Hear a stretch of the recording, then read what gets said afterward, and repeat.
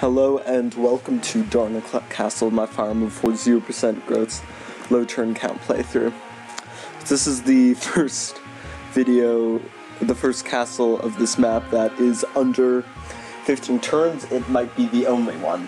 While you'd assume that having Sal's run over might be a short castle, the next video will be almost entirely RNG abuse as I try and get a ridiculous Hero Sword kill on Bloom and make it so that Leaf and Daisy both clear the arena.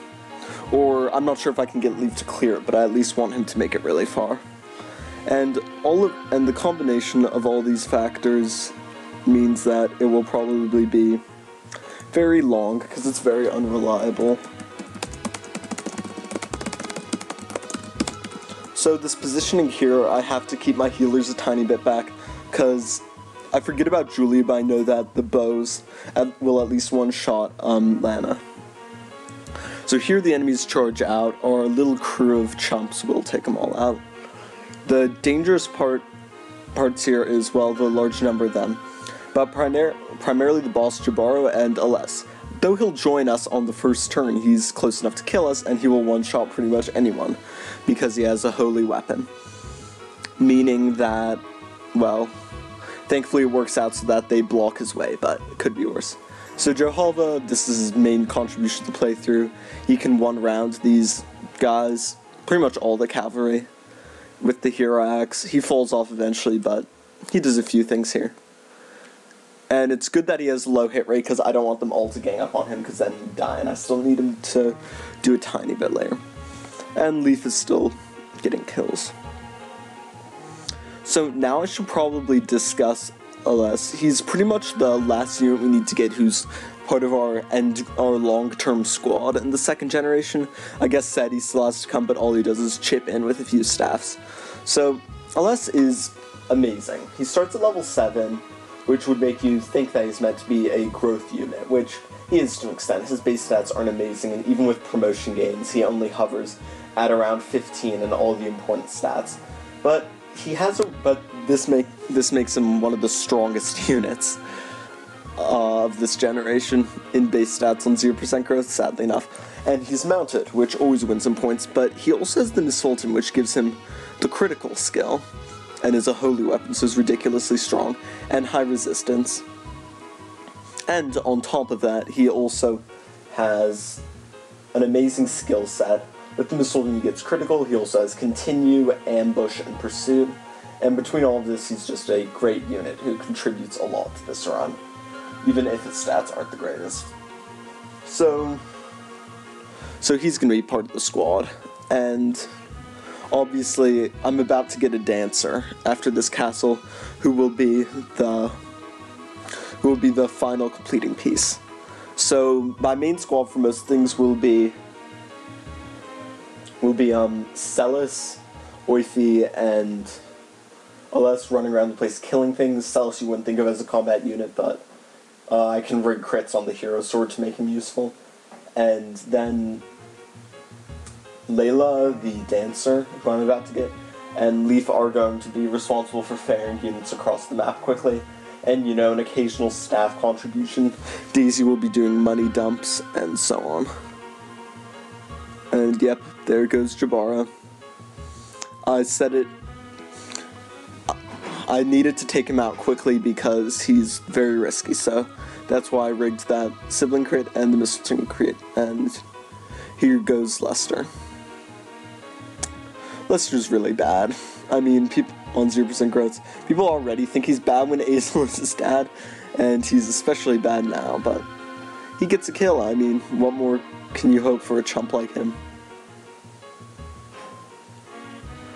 And Fee chips in. She's not that great either, just has such low stats. She only has high speed, but I mean, that's part of the course for this generation. Especially substitute characters, oh my god, they're so bad on 0% growths. I mean, sorry, not substitute, child characters. Although the extra base stats I gain is more than offset by the fact that it comes with all the staff she needs. And they run up. I need to put them in risky positions because, well, they just need to be near the castle for a few return and warp shenanigans that are going on. And Leaf continues to single-handedly fight off this army. I'm trying to get Jan a fair bit of healing experience because I don't know if I'll have time to, but if I can get her promoted by the final chapter, it'll make a strategy easier, though it's by no means required. And, yeah. Leaf just really needs all the experience he can get because he's so bad and he can't fight much. I'm going to try and rig him far in the arena, but fingers crossed it works. So I said in the last video that the Earth Sword was retiring. I forgot that Oifi really needs it here to increase reliability because he has to take on a bunch of the mages at 1 to 2 range. I suppose if I wanted to, I could rig him to miss a bunch of hits, but I'm not gonna do that. That would take so long. Like, I even tried to rig those dodges, and it didn't work out. Here, once again, the AI is being stupid. Why are they going for a less? Rip, Lester. You did well. Well, you didn't. You did something, I guess. And looking at your stats and your class and just everything that's so bad about you, I guess I should be happy that you did something. So A for effort, Lester. D- for results. Just let the sadness wash over you. Why'd it have to be this way? Back to the map. Now, we've pretty much got everything going on here over and done with. I thought I would need a Shannon sacrifice, but I really made my strategy a lot more reliable. In my old clear, I actually had to have Shannon knock down to 1 HP, so that he'd tussle with the boss with a steel blade, deal some damage, get killed, and then Celis would come in and finish off with the hero sword. Kind of wish that still was necessary, because it would add some interest and some, like, strategic depth to this thing, but it's really just me whacking at people coming my way. And yay, they keep on going forward. I barely made so that there was a little way they could get through. Thank God.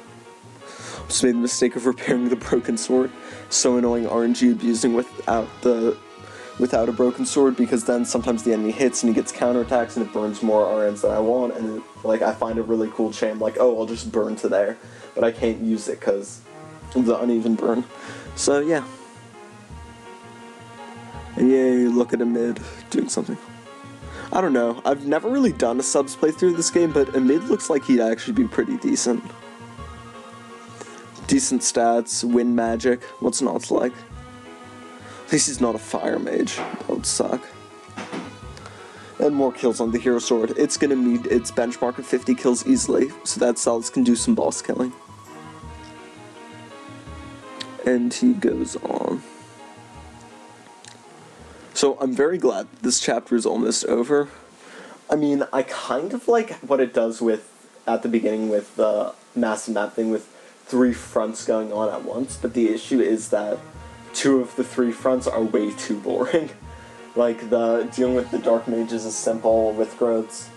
Shannon can just swap down Yeed Castle. The only one that goes on for a while is Leafs, but that's really just kiting around the map to get some kills and trying to visit the village, so it's just not interesting. I feel a lot could be done to improve this chapter.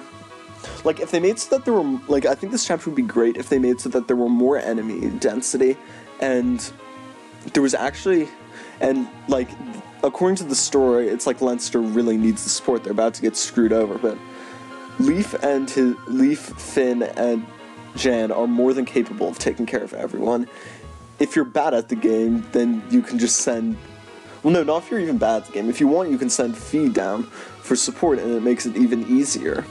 Like, I think if they want to make this chapter good, make Yeed more difficult, make it so that, like, Leinster actually needed help, so you were at some motivation to go fast, and also add some more enemy density. That's what I'd do, because I think this map has some potential, but it just wasn't really used. I think it'd be great to remake Fire Emblem 4. So many good ideas that weren't executed perfectly, but oh well. I digress, because there isn't too much to say, which is normal. The next chapter is going to be a lot more interesting. There's a lot of RNG abuse, because it's essentially a boss gauntlet, so I need a bunch of crits, but It's intense, quick. Then Chapter 9, I'm just warning you for what's coming. Chapter 9 will be boring because it's just a bunch of rescue skips. I might not even fight Aryan. I mean, to be honest, I wouldn't be surprised if I could fit all of Chapter 9 into one video. Like, omitting the arena. I'm gonna have to see, but, like, seriously, that's how quick I might breeze through it. And then, Chapter 10 will be interesting, and the endgame will be interesting, so... the second generation isn't too fun, a few parts will drag out, but... I'll find things to talk about. I always do. Thankfully, it just works out so that he can't. And thankfully, things just work out so that he can't do anything. So, that's good.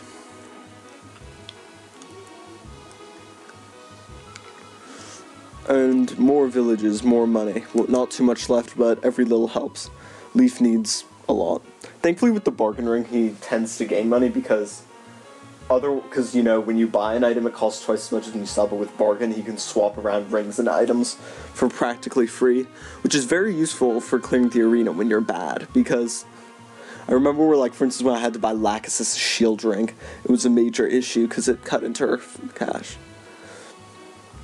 And here I take out the L-Fire Mage instead of the L-Wind, even though you'd think Wind Magic is more dangerous simply because the L-Fire using Mage Sister is... she's the leader and she gives a plus... and she has 3 leadership stars. So I really do not want other people to get that bonus because Oifi's at a solid risk of death. So that's my rationale behind that. Rip Radney. You set up a few sibling crits. You burn some RNs. You got Jehovah. B for effort. C- for contributions. I'll give you that. Rest in peace. And now Oifi just fights all these guys. He lives. I don't know whether I'll play sad music for Linda when she dies. On one hand, she could be a part of the army. On the other, she never will. I'm not sure. I just don't know. But yeah, now that all that's left really is a bit of warp return shenanigans with Celis, a Bloom Boss kill, and some arena clearing, so... That's 19 turns Darna Castle. Can't be made any faster. I promise this playthrough will get interesting again in Chapter 8. This is just a really long, boring part. And I'll see you guys next time after Daisy grabs a tiny last bit of cash because it's always good to have more.